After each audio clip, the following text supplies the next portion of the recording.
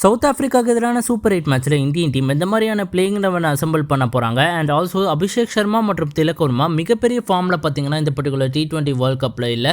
So அவங்களோட preparation என்னவா இருக்கும் அண்ட் மற்றும் சில விஷயங்களை தான் India vs south Africa super 8 மேட்ச்க்கான ப்ரிவியூவாக நம்ம இந்த வீடியோவில் பார்க்க போகிறோம். So let's get started. இந்த பர்டிகுலர் மேட்ச் பார்த்தீங்கன்னா அகமதாபாத்தில் இருக்கிற நரேந்தர் மோடி ஸ்டேடியமில் தான் பார்த்தீங்கன்னா நடைபெற போகுது. அண்ட் இந்த பர்டிகுலர் ஸ்டேடியமில் பார்த்தீங்கன்னா சவுத் ஆஃப்ரிக்கா குரூப் ஸ்டேஜஸ்லேயே பார்த்தீங்கன்னா 3 matches விளையாடிருக்காங்க.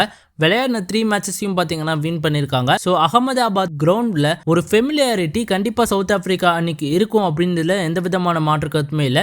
And same with India. And India அவங்களோட கடைசி குரூப் ஸ்டேஜ் மேட்சை பார்த்தீங்கன்னா இந்த பர்டிகுலர் கிரவுண்டில் தான் ஆடி இருப்பாங்க.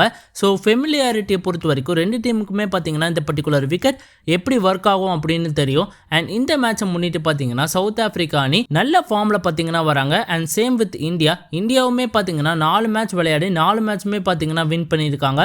ஸோ இந்த பர்டிகுலர் கேம் பார்த்தீங்கன்னா ரொம்பவே அருமையான கேமாக இருக்க போகுது அப்படின்றதுல எந்த விதமான மாற்று கருத்துமே இல்லை. 2 டீமுக்கும் பார்த்தீங்கன்னா பேட்டிங் ஃபயர் பவர் கண்டிப்பாக இருக்குது அப்படின்னு நம்ம சொல்லலாம்.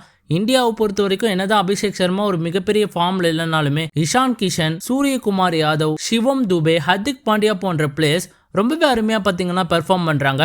ஸோ அதன் காலத்தில் பார்த்தீங்கன்னா இந்தியன் டீம் 190+ ஸ்கோர்ஸை பார்த்தீங்கன்னா கண்டினியூஸாக போஸ்ட் பண்ண முடியுது. அண்ட் சவுத் ஆஃப்ரிக்கா அணியை பொறுத்த வரைக்கும் பார்த்தீங்கன்னா Quinton de Kock, Aiden Markram, Dewald Brevis, Ryan Rickelton போன்றவங்க பார்த்தீங்கன்னா ரொம்பவே அருமையாக பார்த்தீங்கன்னா பெர்ஃபார்ம் பண்ணுறாங்க. அண்ட் ஃபினிஷிங்கை பொறுத்த வரைக்கும் டேவிட் மில்லர் மற்றும் கிறிஸ்டியன் ஸ்டப்ஸ் பார்த்தீங்கன்னா பியூட்டிஃபுல் ஜாப் பார்த்தீங்கன்னா அவங்களுக்காக பண்ணுறாங்க. ஸோ அதன் காலத்தில் பேட்டிங் ஃபயர் பவரை பொறுத்த வரைக்கும் மோர் ஆர்லெஸ் 2 டீமுமே பார்த்தீங்கன்னா சிமிலராக தான் இருக்காங்க. பட் பவுலிங்கை பொறுத்த வரைக்கும் பார்த்தீங்கன்னா வருண் சக்கரவர்த்தி மற்றும் ஜஸ்பிரீத் பும்ரா ஒரு மிகப்பெரிய வைட்டல் ஃபேக்டரை ப்ளே பண்ண போகிறாங்க அப்படின்றதுல எந்த விதமான மாற்று கருத்துமே இல்லை.